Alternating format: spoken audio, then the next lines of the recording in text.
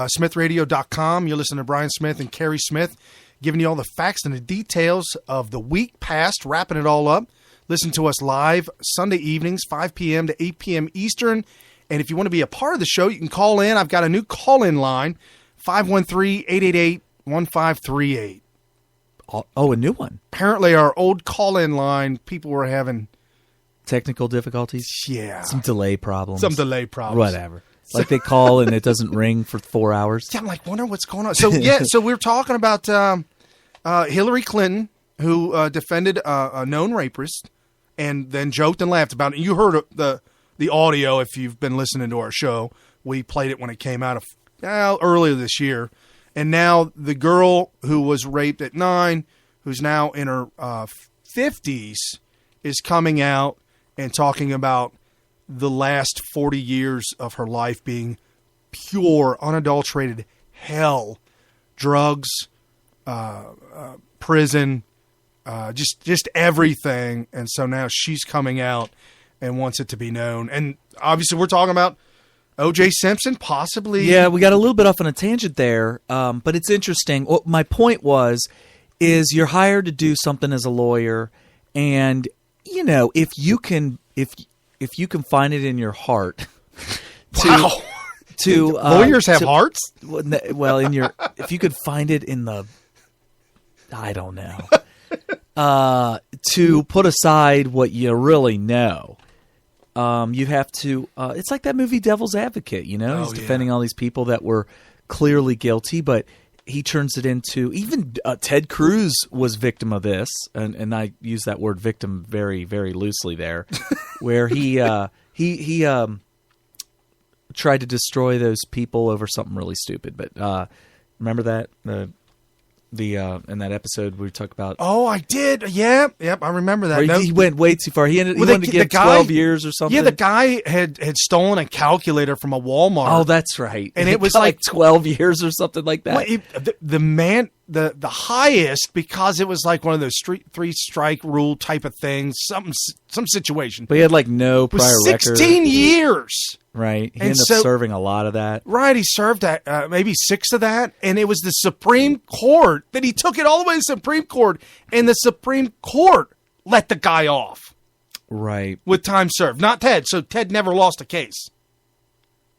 Because the guy ended up serving a long time. It was like 6 years, 6 to 8 years. Yeah, really long time. And our argument on that, to get off on an even further tangent, was that, you have to not just follow the letter of the law, but also the spirit of the law. And I think that justice isn't served when somebody who has no prior record steals a calculator and has to serve 10 years in prison because of a lawyer who just has to win. At all costs. Yeah, and it no longer becomes a question of humanity and justice. Now it just becomes, I have to win. Right. So getting back to Shapiro, he's hired to do something. He's got to do it. He's going to fight to the best of his ability. And you can make that argument for Hillary Clinton to do that for this rapist. I'll tell you what, man. It's got to be tough to be hired to defend somebody and to go to great lengths to defend him, including putting the victim under extreme stresses of having accused her to her face of seeking out and fantasizing about and this. Fantasizing being raped by older men. And I mean, at some point, don't you cross a line? You're no longer talking about, hey, I'm just fighting as hard as I can for what I got paid for, which is defending this guy at all costs. There's a line, I believe, that you do cross when you start to destroy the alleged victim. And I believe that what you just described there was doing that. But then the fascinating thing is for her to go on to end up marrying a rapist. Isn't that, wow. An alleged rapist. Isn't that... well, here's the question. Did she know about his character before she did, and then his character actually was a turn-on to her? Or was it just lucky for him that he ended up marrying as a future, And abuser of women. Right. And if you listen to Smith Radio often, you'll know that we didn't break anything, but we bring up these things that seem to be forgotten. But back when Bill Clinton was governor of Arkansas, before that, when he was running for just local positions, there was a girl in high school that he was friends with that all of a sudden he got involved with at the same time he was dating Hillary. They were dating. They weren't even married yet. So, wow, I didn't know that either. Yes, and she talks about, she went in, it was a whole article on Breitbart, and she went into all the details about how Hillary would threaten her to her face. Hillary would be out of town and then come back into town. This was in college. And then she was a senior in high school. Clinton and Hillary were dating in college.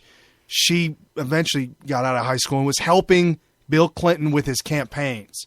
And she just described all the harassment, the phone calls, the hanging up. Because back in the day, you could call somebody, harass them, and you wouldn't be caught.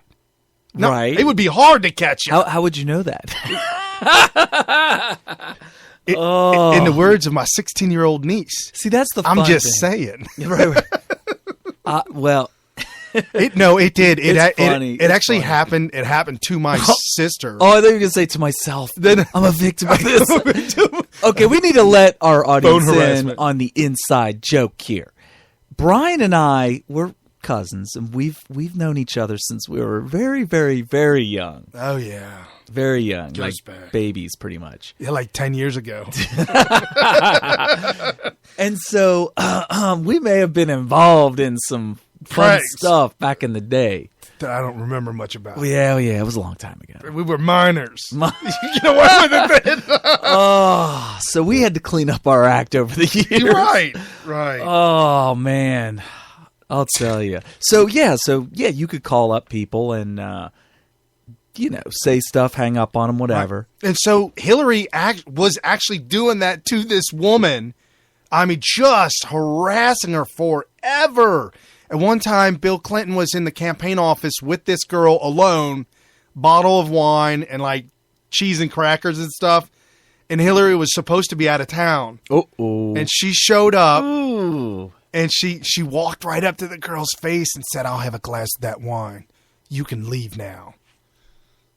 Yeah, just and that's it. Yeah, just nothing physical. How could you not get a huge head from this if you're not Bill?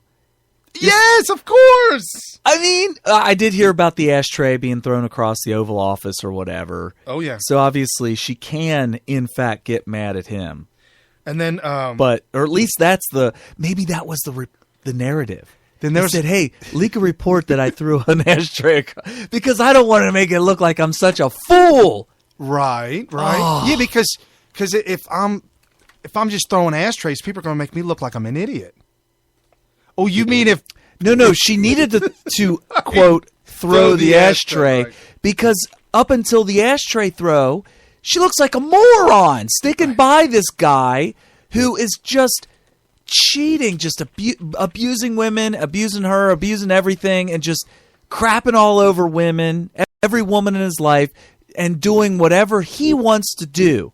If he sees a girl he wants to do something with, he just does it, and he never has any kind of consequences for his actions, and because the women don't do it. And then finally you get some women that call him out, say, "Hey, he groped me or he raped me." And then you got this Hillary Clinton who's attacking these women and doing the bimbo eruptions and all this kind of stuff. Okay, so Bill becomes that girl admitted that she left and went, just completely severed all ties. Her uncle got involved and confronted Hillary and said, this all needs to We're talking about the 12-year-old, right? Okay. No, we're talking about the girl that was being harassed by Hillary during Clinton's college years. Oh, before they were married. Right, before they were married. We haven't gone all the way back to the tree yet. So done. Okay.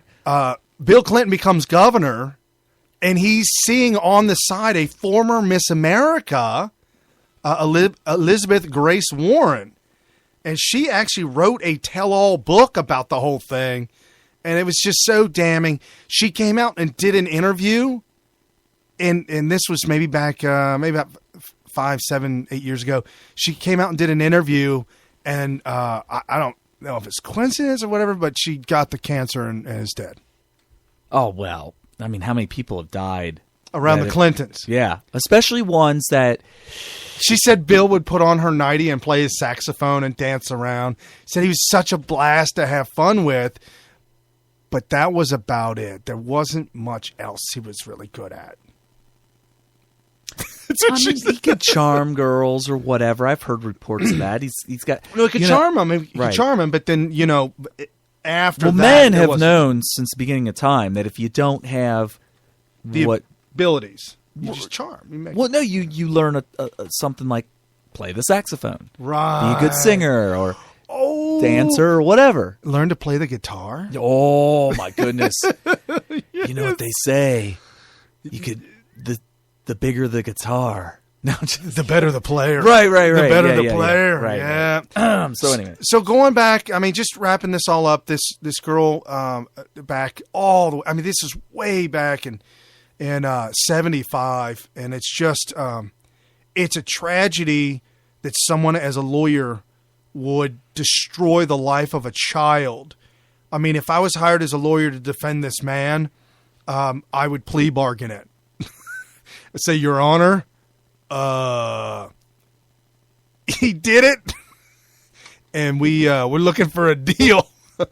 About it. And I'm not laughing because the situation isn't light, but I'm laughing at the fact that in all reality, who could vote for this awful, horrible person? I mean, she is a horrible person inside. Hillary Clinton. Absolutely. I mean, and then this week, like I said, she crossed that line. What about the reports this week? Dude, is she not feeling the burn? Bernie Sanders. Now, check this out, folks.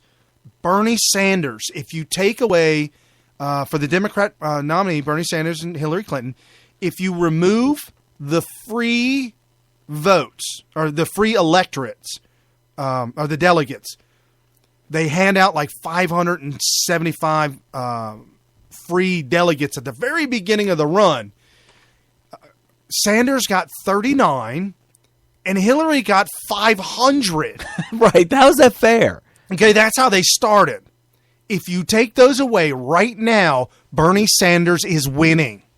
What? No way. It is so close. He is winning. Because he was always losing, even if you took away all of the superdelegates. Correct. And at one point in time... Like by a couple hundred, I think, wasn't it? Right, at one point in time, he got so close. Okay, well, here it is. Hillary Clinton's got... And I'm going to use... No, I won't use round numbers. These are actual numbers. Hillary's got 1,768. 1,768. Bernie Sanders, 1,494.